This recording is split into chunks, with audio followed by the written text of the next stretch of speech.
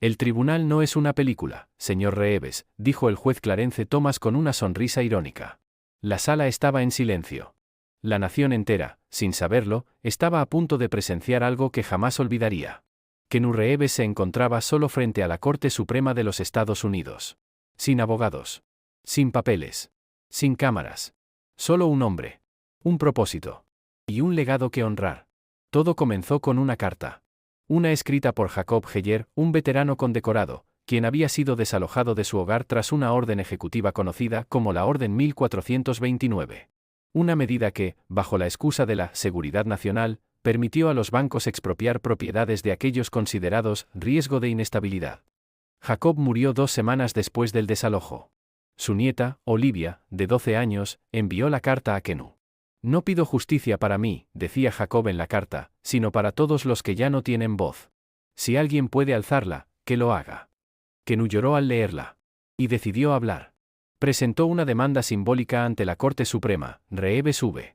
Executive Order 1429. Nadie pensó que fuera aceptada. Hasta que fue aceptada. La noticia se viralizó. En Twitter, el hashtag #KenuForJustice se volvió tendencia. Algunos lo tomaron como una broma. Otros como una locura. Pero Kenu lo tomó como una promesa. El gobierno no puede actuar sin alma, dijo en su única entrevista previa al juicio. La mañana de la audiencia, la corte estaba repleta. No por el caso, sino por la figura. ¿Qué haría el actor de Matrix en el lugar donde se deciden los destinos legales del país? El juez Thomas comenzó con frialdad. Señor Reeves, puede proceder. Aunque dudo que tenga algo que valga la pena decir. Kenu respiró hondo. No soy abogado. No tengo un doctorado. Lo que tengo es una pregunta: ¿la Constitución protege a los poderosos o a los vulnerables? Un murmullo recorrió la sala. Jacob Heller no tenía millones. Tenía medallas. Y ustedes lo llamaron riesgo, ¿dónde está el riesgo real, en el que sirvió al país o en el que se ampara en la ley para despojarlo? El juez Alito interrumpió: este no es un discurso emocional, señor Reeves. No, su señoría, respondió Kenu. Es una apelación moral. Y si la moral no cabe en esta sala, entonces tal vez la justicia tampoco. Silencio. Por primera vez, los jueces escuchaban. De verdad. Kenu presentó pruebas, estadísticas de desalojos, nombres de veteranos afectados, un vídeo de Jacob recogiendo sus pertenencias con lágrimas en los ojos. ¿Cuántos más deben perderlo todo para que una orden ejecutiva parezca válida? La sala ya no era la misma. Cuando salió, periodistas intentaron rodearlo. Él solo dijo: no estoy aquí como actor. Estoy aquí como ciudadano. Y en ese momento, millones de personas dejaron de reír. Comenzaron a escuchar. El día después de la audiencia, la nación despertó con una sensación extraña. No era solo la sorpresa de ver a Kenu Reeves en la Corte Suprema. Era algo más profundo. Una duda.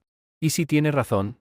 En los cafés de Washington, en los campus de Derecho de Harvard y Stanford, y hasta en los pasillos del Congreso, se hablaba del caso. No como un espectáculo mediático. Como un espejo. Los medios intentaron encasillar el momento: Kenu desafía al sistema, un actor en la corte, Reeves, el justiciero constitucional. Pero la gente no lo veía así. Lo veían como un ciudadano cansado del silencio. Mientras tanto, en la Corte Suprema, los jueces debatían en privado. ¿Estamos validando el populismo?, preguntó el juez Kavanaugh. No. Estamos enfrentando una verdad incómoda, respondió la jueza Sotomayor.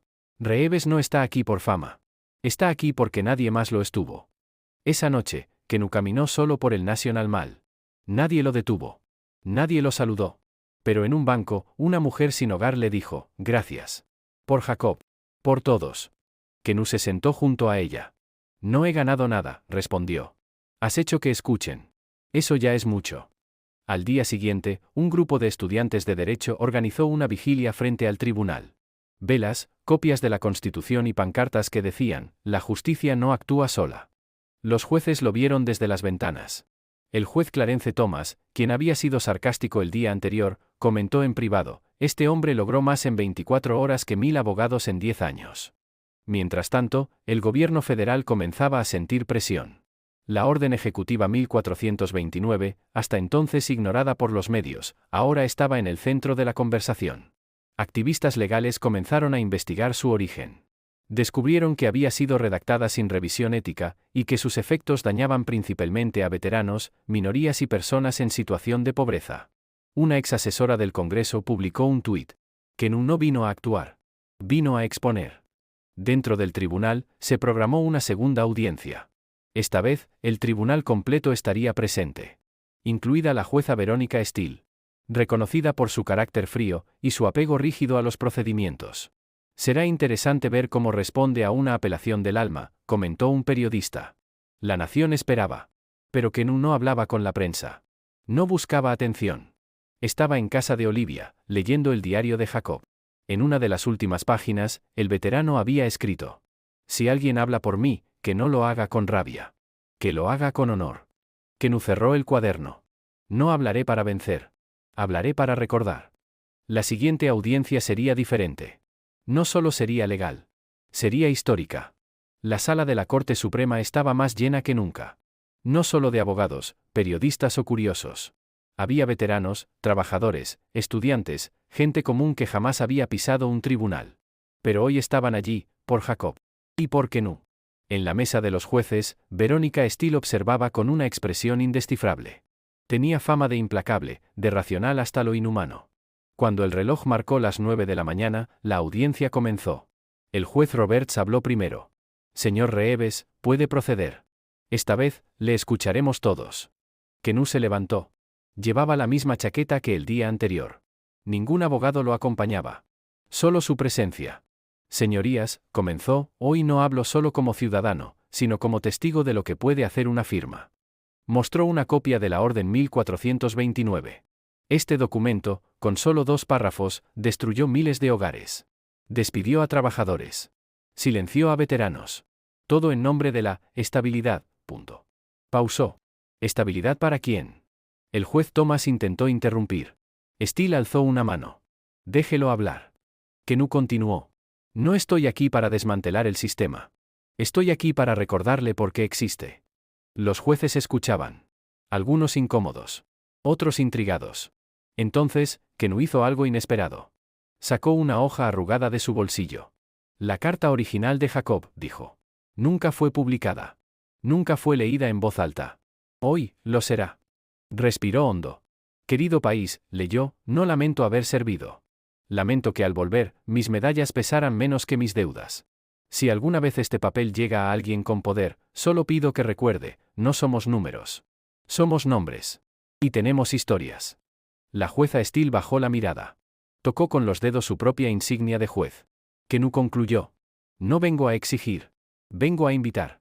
A que este tribunal se mire no en los libros, sino en los ojos de quienes confían en él. Silencio. La sala permaneció inmóvil por segundos que parecieron eternos. Luego, la jueza Steele habló por primera vez. Señor Reeves, sus palabras no tienen precedentes. Pero a veces, lo correcto tampoco los tiene. Se levantó. Este tribunal evaluará la legalidad de la Orden 1429. Pero también la humanidad de su existencia. Kenu no sonrió. Solo asintió. Y volvió a su asiento. Aferrado a la carta. Como si Jacob aún estuviera allí. Como si el país, por fin, estuviera dispuesto a escuchar. Los noticieros internacionales ya no hablaban de celebridades ni escándalos. Hablaban de Kenu Reeves. Un hombre solo contra un sistema armado de leyes, titulaba un periódico en Berlín. El actor que puso al tribunal a prueba, decía un canal en Buenos Aires. En India, estudiantes de derecho organizaban lecturas públicas de la Constitución estadounidense. Y en Estados Unidos, algo insólito ocurría. Miles de ciudadanos comunes comenzaban a revisar leyes, órdenes ejecutivas, decretos. Una abuela en Ohio imprimió 15 copias de la Orden 1429 para repartir en la iglesia. Un veterano en Arizona grabó un vídeo. Yo también fui desalojado. Pero ahora sé que no estoy solo. El movimiento ya no era sobre Kenu. Era sobre Jacob. Y sobre todos los que como él, fueron invisibles. Mientras tanto, la jueza Steele convocó a una sesión extraordinaria. No era común. Pero nada de esto lo era. Quiero escuchar testimonios reales, dijo. Quiero entender el impacto humano. Y llegaron. Una madre soltera que había perdido su casa. Un maestro jubilado. Un joven autista cuya familia fue desalojada en invierno. Todos contaron su historia. Kenu no hablaba. Solo escuchaba. Y tomaba notas. Una noche, al regresar a su habitación de hotel, encontró una carta bajo la puerta. Señor Reeves, soy un empleado judicial. No puedo hablar en público. Pero sepa esto, su caso ha cambiado la manera en que muchos vemos la ley. Firmado, un funcionario anónimo. Kenú dobló la nota y la guardó con la de Jacob. Tenía ya un puñado de cartas. Todas escritas a mano. En la corte, la tensión crecía. El fiscal general presionaba para cerrar el caso. No hay precedentes para lo que este hombre está intentando. Pero la jueza Steele respondió. Tampoco hay precedentes para el daño que denuncia. La audiencia final se programó para el lunes siguiente. Y por primera vez, el Congreso anunció que revisaría la legalidad de la Orden 1429. Mientras tanto, Olivia, la nieta de Jacob, envió un vídeo a Kenú. Gracias. Por mi abuelo. Por mí. Por no rendirse. Era la primera vez que la veía desde el inicio del caso. Kenú se quedó en silencio, viendo la pantalla. Luego escribió en su cuaderno. No importa si gano o pierdo. Importa si despierto. Y hoy, este país abrió los ojos. El lunes llegó. Y con él, la última audiencia.